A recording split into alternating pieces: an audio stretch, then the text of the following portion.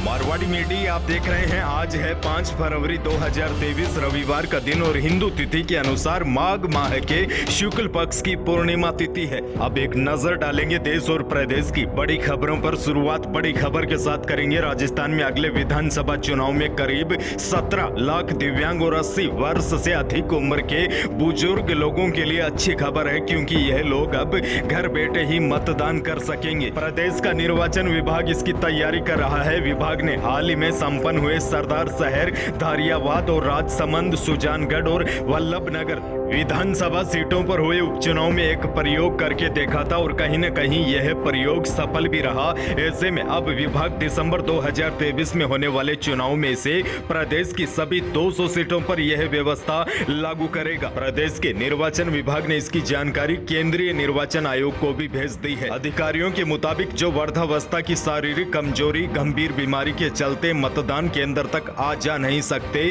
दिव्यांग मतदाता भी अक्सर भीड़ भरे मतदान केंद्रों पर जाने से बचते हैं। इस तरह से वह अपने मतदान के अधिकार का प्रयोग नहीं कर पाते हैं। इसीलिए कोशिश की जा रही है कि इन 20 लाख मतदाताओं को घर बैठे ही मतदान की सुविधा दी जाए। यानी कि अब ऐसी व्यवस्था की जाएगी कि अधिक बुजुर्ग लोग और दिव्यांग लोग घर बैठे ही मतदान कर सकेंगे। आगे बढ़ते हैं। बजट से पहले राजस्थान सरकार ने बड़ा फैसला लिया है। इस फैसले का फायदा उन लोगों को होगा जो कृषि भूमि पर बसी कॉलोनियों में रह रहे हैं और बरसों से पट्टा मिलने का इंतजार कर रहे हैं। जल्द ही सरकार इस निर्णय को लेकर नगरीय विकास विभाग को आदेश जारी करेगा। दरअसल सरकार ने फैसला किया है कि आबादी भूमि के पास कृषि भूमि स्थित है तो इस भूमि को गैर कृषि भूमि में कन्वर्ट कराने के लिए 90 की कार्रवाई नहीं करनी पड़ेगी। संबंधित निकाय स्वयं प्रेरणा से इसे 90A मानते हुए पट्टा जारी कर सकेंगे। ऐसे मामलों के लिए कट ऑफ डेट 2 मई 2012 तय की गई है। इस तारीख से पहले बसी कॉलोनियों के ही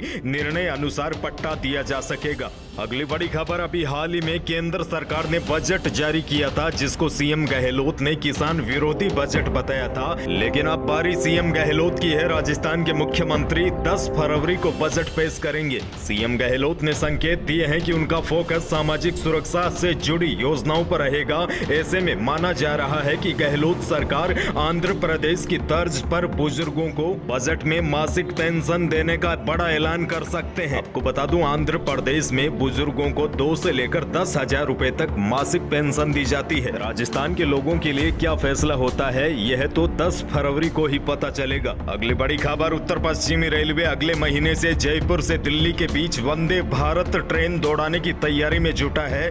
जयपुर में वंदे भारत ट्रेनों की देखरेख के लिए जयपुर जंक्शन पर बने कोच डिपो में मेंटेनेंस डिपो बनाया जाएगा। इस पर 30 करोड़ रुपए खर्च होगा और बड़ी बात यह भी है कि इसी वर्ष सितंबर तक प्रदेश में जयपुर, जोधपुर, बीकानेर, कोटा, श्री गंगानगर और उदयपुर से वंदे भारत ट्रेन का संचालन शुरू होना प्रस्तावित है। जयपुर और दिल्ली के बीच तो अगले महीने से ही वंदे भारत ट्रेन दौड़ती हुई नजर आ सकती है। अगली बड़ी खबर, चाहे किसी बड़े बिजनेसमैन की शादी हो या फिर किसी अभिनेता की, सभी वीआईपी लोगों को शादी के लिए राजस्थान अच्छा लगता है। अब बड़ी अपडेट ये है, फिल्म अभिनेता सिद्धार्थ मल्होत्रा अपनी शादी के लिए जैसलमेर पहुंच गए हैं। अभिनेता सिद्धार्थ मल्होत्रा और दुल्हन कियारा, इन दोनों की शादी जैसलमेर के सूर्यगढ़ में 6 फरवरी को होगी। आपको बता दूं, यह वही होटल है जब साल 2020 में गहलोत सरकार संकट में आ गई थी, तब विधायकों को इसी होटल में बंद करके रखा गया था। यानी कि विधायकों की बाड़ेबंदी इसी होटल में हुई थी। अगली बड़ी खबर से पहले प्रदेश के मौसम पर एक नजर डालते हैं, क्योंकि आपने देखा होगा 3-4 दिनों पहले लोग ठंड से ठिठुर रहे थे, लेकिन अब दिन धीरे धीरे गर्म होने लगे हैं। बाड़मेर, जैसलमेर में तो दिन का तापमान अधिकतम 32 डिग्री तक पहुंच गया।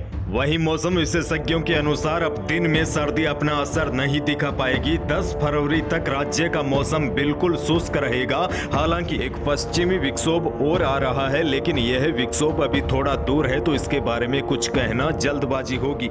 फिलहाल आने वाले 3-4 दिनों तक प्रदेश का मौसम पूरी तरीके से साफ रहेगा। दिन के तापमान बढ़ेंगे, जिसकी वजह से अब धीरे धीरे सर्दी का असर काफी कम होगा। राजस्थान के नागौर जिले से बड़ी खबर, नागौर जिले में दिल्ली के श्रद्धा मर्डर केस जैसा मामला सामने आया है। यहाँ प्रेमी ने कटार से प्रेमिका की हत्या कर दी और फिर शव को टुकड़े टुकड़े कर उसे ठिकाने लगा दिया। हालांकि अब पुलिस ने आरोपी को गिरफ्तार कर लिया है। अगली बड़ी खबर, प्रधानमंत्री नरेंद्र मोदी एक बार फिर दुनिया के सबसे लोकप्रिय नेता चुने गए हैं। अमेरिकी डेटा इंटेलिजेंस क्रम द मॉर्निंग कंसल्ट के सर्वे के मुताबिक पीएम नरेंद्र मोदी ने अप्रूवल रेटिंग में अमेरिका के राष्ट्रपति जो बाइडेन और ब्रिटेन के पीएम ऋषि सुनक समेत दुनिया के 22 नेताओं को पीछे छोड़कर प्रधानमंत्री मोदी लगातार तीसरी बार यह उपलब्धि हासिल की है। यानी कि पीएम मोदी एक बार फिर पूरी दुनिया में सबसे लोकप्रिय नेता के रूप में चुने गए हैं। यही थी प्रदेश और देश की कुछ बड़ी और महत्वपूर्ण खबरें। वीडियो को लाइक जरूर कीजिए और चैनल पर नए हैं तो सब्सक्राइब जरूर कीजिए ताकि आप अपडेट रहे बड़ी खबरों से। धन्यवाद।